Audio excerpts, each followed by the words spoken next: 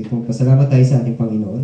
Lord, salamat Panginoon sa gabing ito na meron uli kaming kalayaan para makinig po ng iyong banal na salita. Salamat din Panginoon sa patuloy na paggamit sa amin, Lord God, na iyong mga lingkod bilang mensahero, Panginoon. Salamat din sa buhay ng bawat isa na narito sa gabing ito, Lord, na nandito talaga, Panginoon, para maranasan ka, makipag-fellowship sa iyo, Panginoon, sa isa't isa, Panginoon. Lord, patuloy namin dalangin sa gabing ito sa pag-aaral namin ng iyong salita.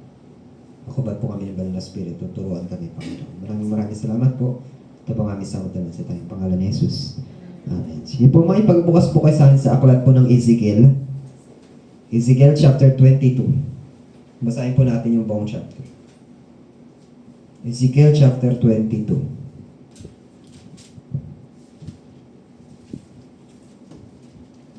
Medyo mahaba ito. Kaya ba? Sige, basahin na lang natin ang salita.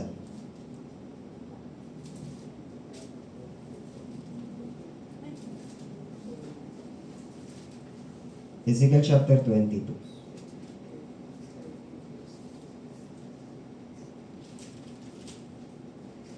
Mag-skip po tayo sa verse 23 tayo magsimula. Tapos hanggang 30, verse 30. Skip na lang po natin yan. Verse 23 po tayo. Chapter 22, verse 23. Ako na lang po yung magbabasa.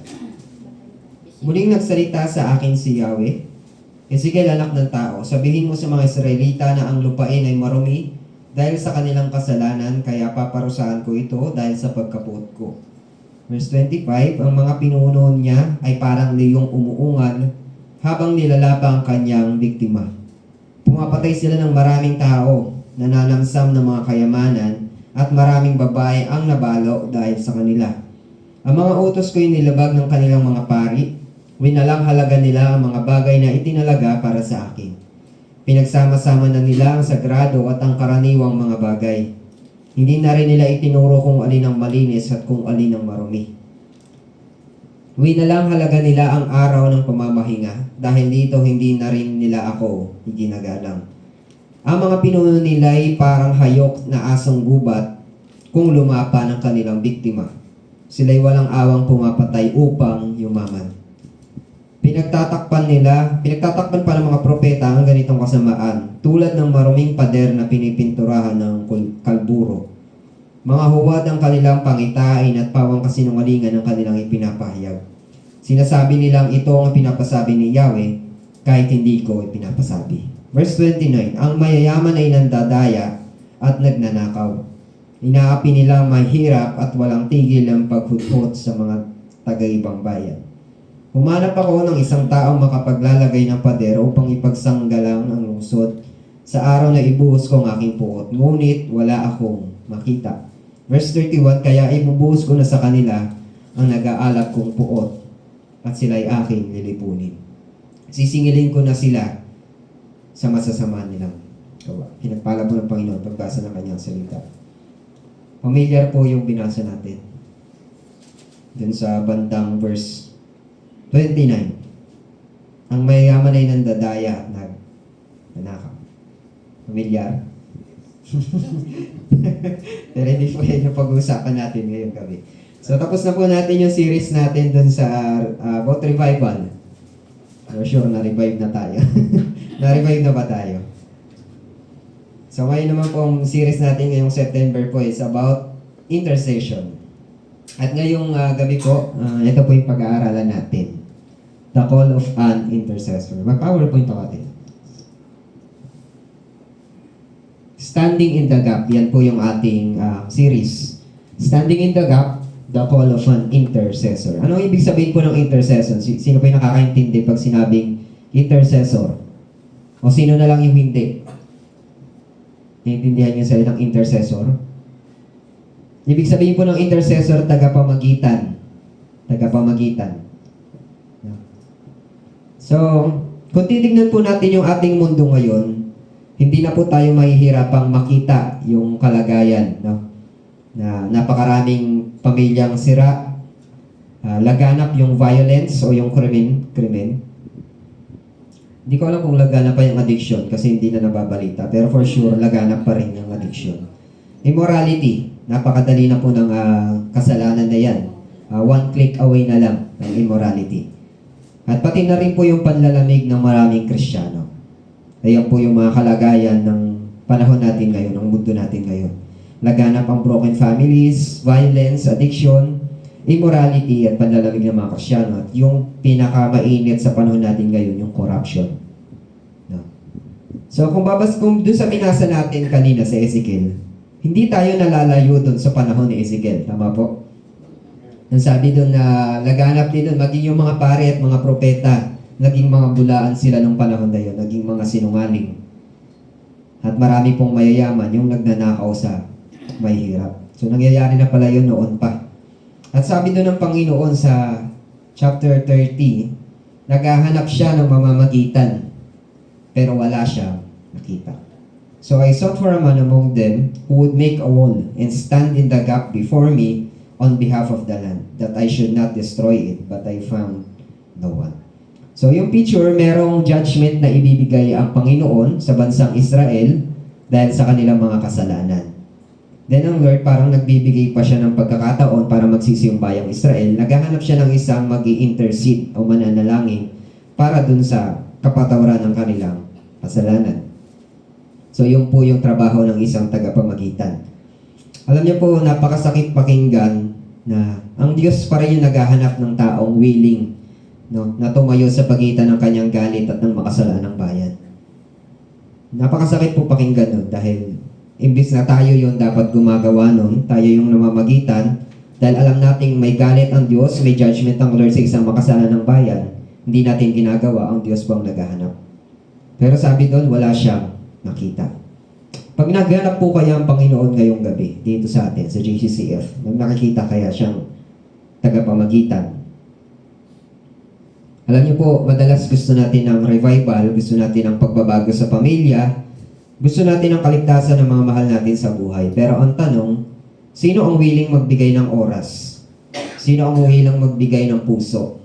Sino ang willing dumanak ang luha para ipanalangin sila? Sino po ang mga inaasahang mamamagitan para sa kanila? Sino inaasahan nating mamamagitan para sa kanila? Ang pamamagitan po ay hindi lang para sa ating sarili o sa mga mahal natin sa buhay, kundi para sa lahat ng tao. Ang intercession po ay hindi biro. It requires persistence, burden, and sacrifice. Sino po sa gabing ito ang mga handang magsikap, pumasan at magsakripisyo para ipanalangin yung mga taong ito?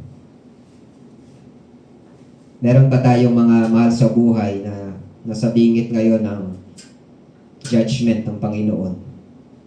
Kung meron po, ito po yung panawagan sa atin ng Panginoon. We must intercede for them. So bilang unang punto po, God's call to stand in the gap. Naghahanap ang Panginoon ng mga mamamagitan, mananalangin para sa kanila. Ang intercession po ay hindi simpleng dagdag sa buhay Kristiyano. Ito po ay tawag or calling ng Panginoon. Sabihin mo sa katabi mo, calling po ito ng Panginoon. Tawag yan ng Diyos. So ngayong gabi, meron siyang mga tinatawag sa atin. Nawa po mag-respond tayo. Hindi po maganda yung kalagayan ng mundo natin ngayon. Kaya wag po tayong maging kampante. Hindi natin alam kailan babaksak ang puot ng Diyos dito sa atin. Sabi ng Panginoon, I sought for a man. Naghahanap siya. God is always looking for someone. Hindi po kailangan ng Diyos na marami. Kahit isa lang, basta mamamagitan, ay sapat na. Naghahanap palagi ang Diyos. Kung maalala niyo si Abraham po, nag-intercede siya para dun sa bansang Sodom at Gomorrah. Sa Genesis chapter 18, verse 16 to 33. Yan yun. Sabi ni Abraham doon, Lord, kung may 50 na matuwid doon, wawasakin mo pa rin ba yun? Sabi ng Lord. Hindi ko wawasakin yun. Paano kung may 40 hanggang sa naging 10? Pero sabi ng Panginoon, wala siya nakita. Kaya alam po nangyari sa Sodom and Gomorrah, bumaksak yung judgment ng Panginoon. Sabi ng Lord, I found no one. Bakit po kaya walang makita ang Diyos? Bakit sa tingin nyo? Bakit kung naghahanap ang Diyos ng mga intercessor, bakit wala siyang makita? Dito kaya sa atin may kita kaya siya. Alam niyo po, madalas karamihan sa atin abala sa sarili, makasarili. Wala tayong burden para sa iba o wala tayong pakialam para sa iba. Ang Diyos po, hindi siya nagkukulang ng kanyang kapangyarihan. Pwede niya tayong hatulan kahit anong oras niya gusto. Pwede niyang hatulan ng kasalanan natin, baguhin ang sitwasyon sa isang iglap. Pero pinipili ng Panginoon makipag-partner sa tao sa pamamagitan ng panalangin dahil sa kanyang awa at habag. Kaya po itong panawagan ng pagiging intercessor ay hindi lang activity. Ito po ay pakikiisa sa puso ng Diyos. Mga kapatid, kung titigil po tayo sa pagdarasal para sa ating bayan, para sa ating pamilya, para sa ating simbahan, sino ang aasahan nating gagawa nito? Yung salita pong standing in the gap, stand in the gap, sa salita pong Hebreo ay gader peretz. Ito po ay larawan ng isang pader na kapag may butas yung isang pader, maaari siyang pasukin ng kaaway. Sa kanila kasi dati yung Israel, bawat bansa may mga wall yan na nagpo-protect sa kanila, sa mga mananakop sa kanila. Pag may isang pader doon na may butas, madali silang mapapasok ng kalaban, masasakop sila. So, ang trabaho ng isang intercessor daw po, ito yung parang, sa salita parang panakip butas, parang gano'n. Tagapamagitan, siya yung umaharang doon sa butas. Sa salita natin is human shield, yun. Ang intercessor po ang tumatayong human shield sa pagitan ng kasalanan ng tao at ng paghuhukom ng Diyos. Ngayon ang tanong sa atin, will you stand in the gap? Or will you watch from a distance? Next po. Will you stand in the gap or will you watch from a distance? Mamamagitan ka po, manunood ka na lang, nawawasakin ng Panginoon itong bansang ito. Ang mga tao. Intercession is not an option, it's a calling. Hindi po ito option, ito po ay calling, ito ay panawagan sa mga Kristiyano. Tignan naman po natin, ano yung nasa laman ng isang intercessor? The heart of an intercessor. Ang tunay po na intercessor ay hindi lang basta nagbabanggit ng pangalan. Meron siyang puso na nagdadala ng burden ng iba. Meron siyang puso na nagdadala ng burden o bigatin ng iba. Para mas maintindihan natin, tingnan natin yung example ni Moses sa Exodus chapter 32, verse 32. Exodus chapter 32, verse 32. Ayan. 31 to 32 pala. Umakyat nga sa bundok si Moises at nanalangin kay Yahweh. Sinabi niya, napakalaking pagkakasala ang nagawa ng mga tao. Gumawa sila ng Diyos ang ginto. Tapos sa verse 32, ito yung pamamagitan ni Moses sa bayang Israel. Pinapakiusap ko pong patawarin na ninyo sila. Kung hindi ninyo sila mapatawad, burahin na rin ninyo ang aking aklat. Ang aking pangalan. Sa inyong aklat ang aking pangalan. Kita nyo yung gano'ng kalalim yung compassion ni Moses para sa bayang Israel na matitigas ang ulo. Na paulit-ulit, no? Lord, forgive their sin, but if not, blot me out of the book you have written. Very familiar yung salitang ito nung sinabi sa mga last word ni Jesus, forgive them for they do not know what they are doing. Ganong klase po ang puso ng isang intercessor. Kumbaga, willing kang saluhin lahat ng galit ng Panginoon in behalf ng mga taong makasalanan. Sino po sa atin yung may gantong klaseng puso na kaya magdala ng burden ng iba? Si Apostle Paul din po, si Pablo, meron din siya sa Romans chapter 9 verse 3. Sabi niya dyan, dahil sa mga kalahi kong Hudyo, mas mamatamisin ko pang ako'y sumpain at mapahiwalay kay Kristo kung ito'y sa ikabubuti nila. Kita nyo, handa niyang isacrifice yung kanyang sarili para lang sa mga kalahi niyang Hudyo. Na siya, isa din sa mga tumutugi sa kanya ng panahon na yan, nagkukulong. Kumbaga, willing siya mamatay para sa kanyang mga kaaway. Sa mga nababalitaan po natin ngayon sa bansa natin, especially yung korupsyon ng mga ghost projects, alam natin yan lahat, no? Pag pinapanood natin yung balita na yun, nakakagalit, no? Nakakasama ng loob. No? At ito, hiningi ko na nakapatawaran sa Panginoon. Pero minsan po, aminin natin, sinusumpa natin sila sa Diyos. Sa galit natin, no? Sinasabi natin, may araw din yung mga yan, haharap din sa Panginoon yan. Which is totoo naman po. Totoo na harap sila sa Panginoon. Hindi pwedeng Hindi sila maging accountable sa mga ginawa nila. Pero bilang mga intercessor, bilang mga nagmamahal sa Diyos, ano bang klase ng panalangin yung dapat ino-offer natin sa kanila? Judgment ba? Hindi po. Dapat ihingi din natin sila ng tawad sa Panginoon at baguhin ng Diyos ang kanilang mga puso. Yung judgment po, ibigay na natin yan sa Panginoon, hindi natin yan trabaho. Hindi po yun sa atin. Ganyan-ganyan yung mindset po ng mga Hudyo that time, na para sa kanila, sila lang yung bayang pinili. Tapos the rest, mga kalaban na. Mga kaaway na. Ganyan kasarado yung isip nila. Kaya nga ngayon, wala lang sa kanilang pumatay ng mga bata eh. Sa Gaza, mababalitaan nyo. Hindi po ganyan ang puso ng ating Panginoong Hesus. Bago siya bumalik sa Ama, namagitan na siya para sa atin. At kahit siya ay nasa kanan na ng Diyos, He continued to intercede for us. May mga verses po ko dito, picturean nyo na lang po. Ayan, yan po yung heart ng isang intercessor. Tapos basahin ko dito sa unang 1. Sulat nyo na lang po yan, tapos gawin nyo pong devotion mamaya. Check po natin kung ganyan pa yung klase ng puso meron tayo. Yan yung pag-intercede ng Panginoon para sa atin.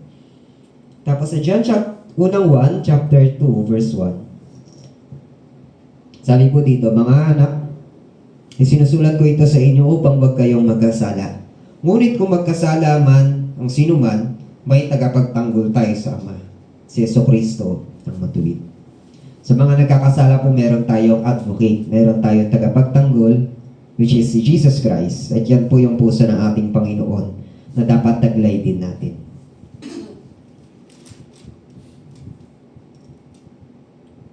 Anong klase ng puso meron ng isang intercessor? So, yung tanong po natin dito, when was the last time we wept for the lost? Kailan tayong tumangis? Kailan yung huling tumangis tayo para sa mga naliligaw? Ito po ay hindi lang para sa ating sariling pangangailangan, kundi para sa iba.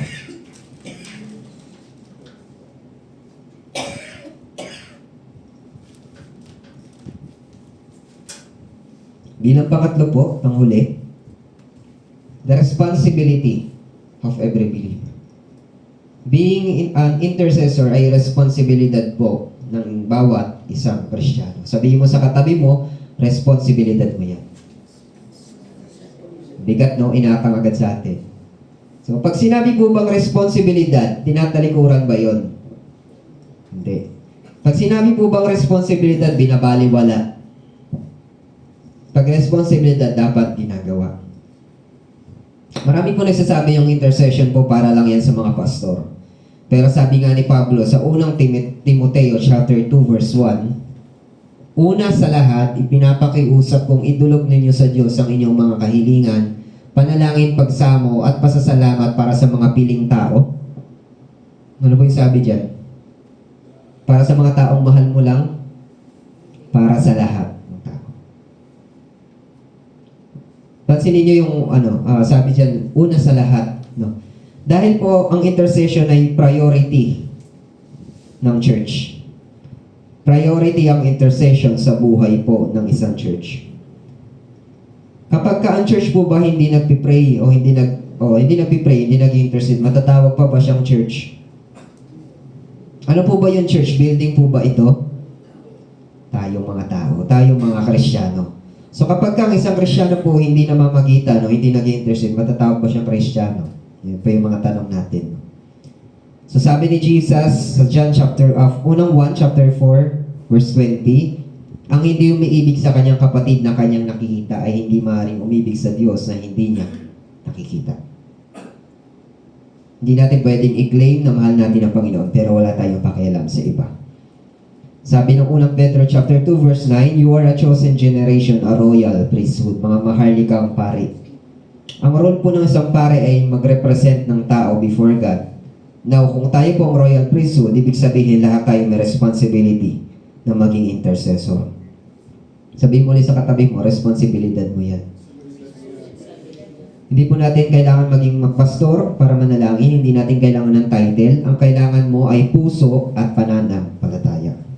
Malaking ministeryo po ang pamamagitan dahil tayo ay nagiging co-worker ng Lord sa kanyang mga plano. Bilang application po, mga kapatid, ang tawag ng Diyos ay malinaw, lahat tayo ay intercessor. Sabihin mo sa katabi mo, lahat tayo ay intercessor, lahat tayo tagapamagitan. Kung meron po tayong kapamilya na hindi paligtas, dalhin natin sila sa panalangin araw-araw. Bago natin sila dalhin sa gawain ng Panginoon, dalhin muna natin sila sa panalangin araw-araw. Kung may kaibigan tayo naliligaw ng landas, huwag nating i-give up. Paglaban natin sila sa panalangin. Kung nakikita mo ang ating bayan na puno ng korupsyon, huwag kang magreklamo, huwag kang magalit, huwag mo silang atakihin, huwag mo silang kapuutan, bagkus iluhod natin sila sa Panginoon. Dahil ang Diyos po ang may kakayahang magpatigas at magpalambot ang puso ng tao. Remember, we are called to intercede. Hindi po tayo tinawag para mangialam pa dyan sa mga bagay na yan. Trabaho na po yan ng Panginoon. Sabi ni Charles Spurgeon ba ito? Charles Spurgeon, I would rather teach one man to pray than 10 men to preach. Mas nanaisip niya magturo ng isang taong paano manalangin kaysa 10 tao na paano mag-preach. Dahil po ang isang taong marunong manalangin o magitan, mag-intercede, ay pwedeng baguhin ang direksyon ng isang bansa. Isang tao lang yun. Naalala niyo si Moses, naalala niyo si Abraham. Paano sa pamamagitan nila na nakipag-intercede sila, nabago po yung sitwasyon. Conclusion po, mga kapatid, naghahanap pa rin ng Diyos ng isang taong tatayo o mamamagitan. Hindi niya kailangan ng marami pa para magsimula ng pagbabago. Kailangan niya lang ng isang puso na willing magsabi nito, Here I am, Lord, I will stand in the gap for my family, for my church, and for my nation. Ngayon, ang tanong sa atin ngayong gabi, will you answer the call of an intercessor? Will you answer the call of an intercessor? Ay po natin manalangin. Panginoon, salamat Lord sa gabing ito. Salamat po sa inyong kapahayagan ng iyong salita. Hindi na po bago sa amin itong topic na ito, pero patuloy kaming nare-refresh na kung ano yung responsibilidad namin. Hindi kami nabubuhay para sa mga pansarili lamang namin, Panginoon. Nabubuhay kami, nandito kami upang mahalin ka, Panginoon, at mahalin yung aming kapwa, Lord God. Patuloy po namin dalangin sa aming breakout groups, Panginoon, na magkaroon kami ng puso, Panginoon, na willing magsakripisyo, willing magmahal sa mga taong ito. At binibilang din namin yung sarili namin, nakabilang din kami, Lord, at sa mga sa judgment, Panginoon, kung sakaling hindi sila magsisi, Panginoon. Kagaya ng puso ni Abraham, kagaya ng puso ni Moses at ng aming Panginoong Jesus, Panginoon, nais namin magkaroon ng burden para sa kanila, O Diyos. Natunay na lagi namin silang iluhod sa iyo sa panalangin. Lalo na itong buong Jena, itong Gombursa. Sa paglabas pa lang namin, napakaraming tao na niligaw. Kisingin mo kami, Panginoon, sa panawagang ito, Lord God. Maraming salamat. Tunay nga, Panginoon, ng hindi marunong magmahal sa kanyang kapatid ay hindi maaaring magmahal sa Diyos na hindi niya nakikita. Kaya, Panginoon, patuloy niyong ipaalala sa amin ang katotohanan ito. Sa ganun, nasan man kami naroon, patuloy namin matagpuan yung aming mga sarili na kaluhod, Panginoon, na nanalangin, Panginoon, para sa kanila. Maraming salamat po. Lahat ng aming alalahanin sa inyo po namin pinagkakatiwala. Kung aming samantalahin sa tayong pangalan ni Jesus. Amen. So, hindi po ko napaglagay ng ating prayer items dahil alam ko po, meron tayo mga dapat ipanalangin. So, i-discuss lang po natin sa group natin, ano yung mga bagay na sa tingin nyo dapat nating ipanalangin. Sino-sino yung mga dapat nating i-intercede yan. Hindi na po ko maglagay para yung Holy Spirit na po yung maglagay sa mga puso natin. Sige po, punta po tayo sa mga groupings natin.